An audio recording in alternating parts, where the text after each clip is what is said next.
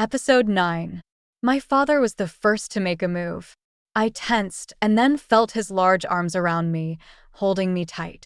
"My Flair," he murmured as my throat tightened. "My beautiful daughter," he said in a whisper, pulling away to look at me. "You look more and more like your mother every day." "You called me," I said stiffly, taken aback by the welcome I'd received. I saw regret on his face. He motioned for me to take a seat, and I sat beside Knox, who placed a comforting hand on my thigh. "I did," my father said heavily, seated opposite us. His eyes narrowed as he took in the paleness of my face, the trembling of my body. I saw the news in the paper Flair.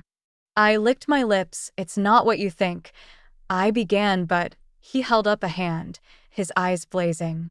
"Now that I think," he said darkly, "the bastard is divorcing you, is he not?"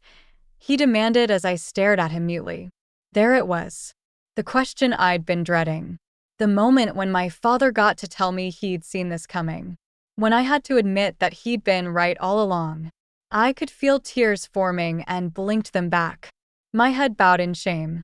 "Yes," I said bitterly, "Jonathan is divorcing me." My father was not appeased. "He cheated on you." It was an accusation, not a question. "Yes," I said tiredly, "he did." My father slammed his hand down on the coffee table. "Unacceptable," he snarled as I looked back up. "Nobody treats a Grant member this way.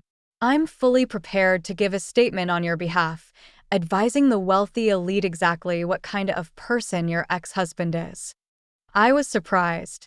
He was about to go on a tirade, but I shook my head. "No, father," I said quietly. "He doesn't know I'm a Grant, and I want to keep it that way for now." "Huh?" My father blinked. "Even after 3 years you didn't tell him your real identity?" he asked incredulously. "You told me you would disown me," I pointed out, and my father looked ashamed. I took it to heart. He spluttered. "I made sure you still received the money from the shares in our company and—" He was indignant. I held up my hand, and I put that money to use, forming my own business structure. If Jonathan was to find out who I was, he would be entitled to half my assets and half my income. He left me for Charlotte DeLuca because he wanted her wealth. "I'm better off without him," I allowed. "Would you consider coming back to the company?" Knox nodded. "You always had a good sense of business flair." I sighed. "I have my own businesses to run. I like being in the background, instead of being in the limelight. I'm not saying I won't, but I'm saying for the time being, I want to be an observer?" Knox suggested coolly. "Exactly," I beamed. My father looked slightly disgruntled. "But what about Jonathan? You're just going to let him get away with everything?" "No," I said sweetly, "but at the moment, there's no rush to make him pay. Revenge is a dish that can be served cold," I reminded them both, "and I have yet to sign the divorce papers." "You won't stay with him if he changes his mind?" Knox checked. I said in disgust. "I have my pride, Knox. He cheated on me. I don't deserve that. I did everything for that man, cooking, cleaning, being his personal assistant, and it still wasn't enough. All he cares about is money," I said bitterly, "so I guess father was right in that regard." My father looked apologetic. "I'm sorry, Flair. I wish I hadn't been," he said heavily, "but I'm not sorry that you're no longer with Jonathan." "I never liked him," he admitted. "I know." My father looked thoughtful. "Perhaps we could organize for you to be married to another socialite or wealthy elite?" I shook my head. "I'm in no rush to marry again. The only saving grace out of this is that Jonathan and I never did end up having children," I said with a twinge of bitterness. "He was too busy with work to want any. Not to mention I hadn't been able to get pregnant in the 3 whole years we were together. I will of course give you the Grant name." "I don't need it, not yet," I said honestly. "I plan on going back to mother's maiden name after the divorce and being Flair Summers again." My father smiled. "She would be so proud of you using it." I looked at Knox, who was a whiz at computers and also had several technological geniuses at his fingertips within the company. Knox, I said quietly. What is it, princess? He winked. I want you to do something for me, I said, biting my lip. Name it, he said, eyeing me curiously.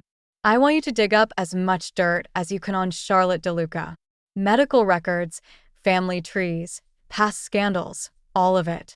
There has to be something in her past that she doesn't want people to know about, or something I can exploit. My father looked at me approvingly. There's the spirit. But, sweetheart, he said gruffly, be careful with the game you play.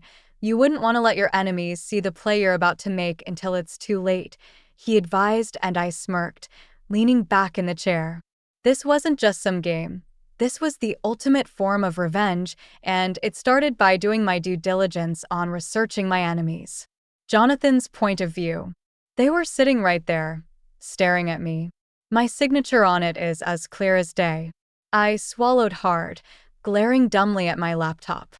I had no appointments for the rest of the afternoon, but had convinced myself that I could catch up on some much-needed paperwork. I wish I hadn't gone to work today.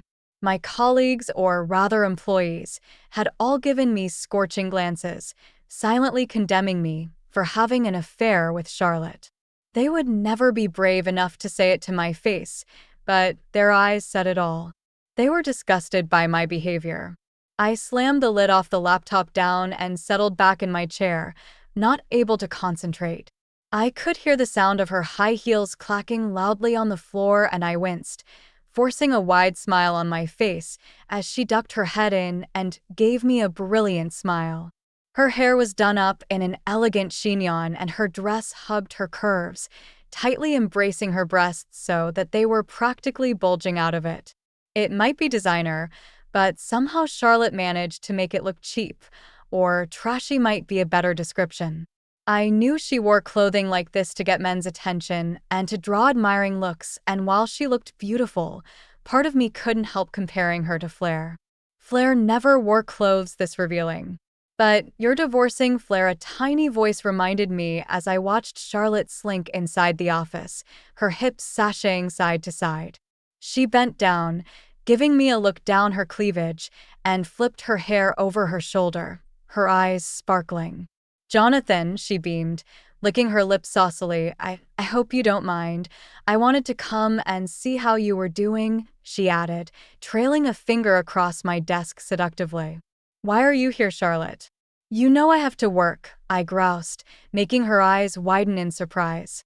Normally, I would have reacted quite differently to her behavior, but I was still smarting from breakfast at her house and her grandfather's demands the other morning. She straightened up and pouted at me. Jonathan, why are you acting so grumpy with me? I glanced out the doorway and could see several employees staring at me with open hostility. They had all been friendly with Flair and liked her. None of them liked Charlotte, and they made it obvious. I hastily got to my feet and shut the door, turning back to Charlotte, who looked at me haughtily.